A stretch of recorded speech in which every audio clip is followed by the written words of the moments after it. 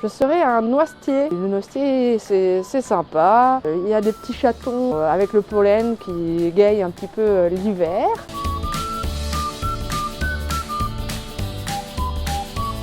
Je pensais à un mésange à longue queue. C'est un petit oiseau qui vit en bande, donc il fait partie d'un réseau, d'un groupe, donc un côté sociable et qui est très curieux, qui va d'endroit en endroit. Et puis c'est mignon, comme moi, donc c'est pour ça.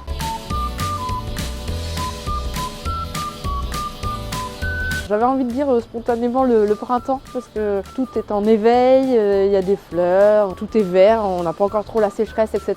C'est enthousiasmant.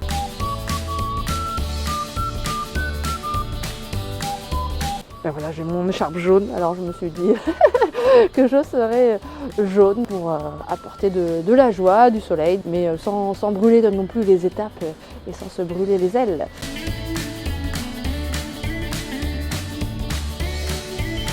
J'aime travailler dans le milieu de l'éducation à l'environnement, car comme le nom l'indique, c'est de l'éducation, donc on apporte des choses au public. Et l'environnement, c'est essentiel à la vie, d'apporter des connaissances, l'émerveillement sur la nature, mais aussi sur des problématiques environnementales. Ça me paraît important aujourd'hui.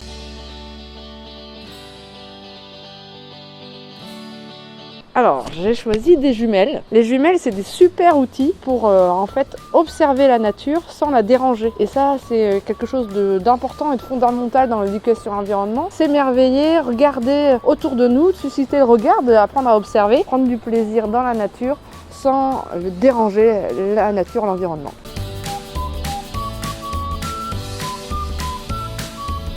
Je suis Barbara Puot, je suis éducatrice à l'environnement au CPIE, Centre permanent d'initiative à l'environnement de Gâtille-Poitevine à Coutières dans les Deux-Sèvres. Donc mes missions principales, c'est de l'animation nature, mais aussi d'animation sur des thématiques comme la réduction des déchets, l'énergie. Grosse thématique aussi sur la préservation de la ressource en eau.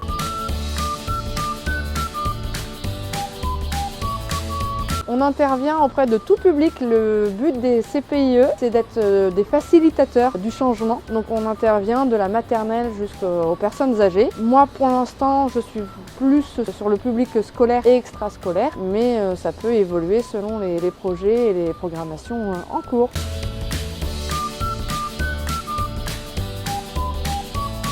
Je crois que je vais bientôt adhérer pour la 20e année aux Graines Poitou-Charentes, car j'ai découvert l'association en 2005 pour une formation, à l'époque le BEATEP, l'ancêtre du BPGEPS, Éducation à l'environnement vers un développement durable.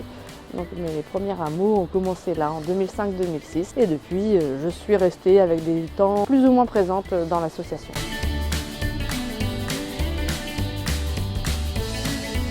Pour ses valeurs, son projet associatif, du coup défendre l'éducation à l'environnement pour tous tout au long de la vie. Il y a eu un travail sur la charte de l'éducation à l'environnement, il me correspond tout à fait. Et donc comment présenter notre richesse environnementale et refaire de l'être humain un être dans son environnement global et pas sorti de son contexte m'intéresse fortement. Donc je suis engagée par rapport à ça et donc c'est pour ça que j'adhère tous les ans aux Graines Poitou-Charentes.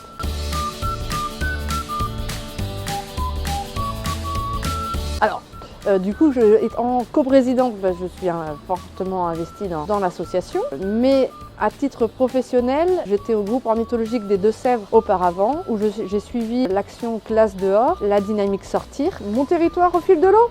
Gros projet du Graines Poitou-Charentes où je rentre dans ce beau programme que je vais découvrir prochainement et ça, j'ai hâte.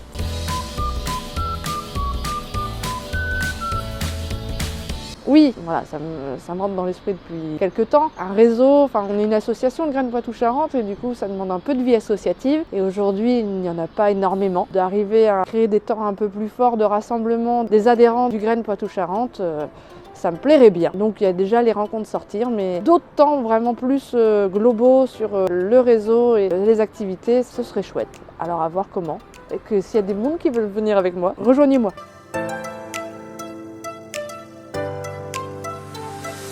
C'est d'accompagner du coup le public dans sa prise de conscience de la richesse, de la beauté de l'environnement et aussi à sa préservation. Comment demain faire face au changement climatique et comment évoluer tous ensemble sur là aussi la coopération, la concertation sur faire une société plus belle.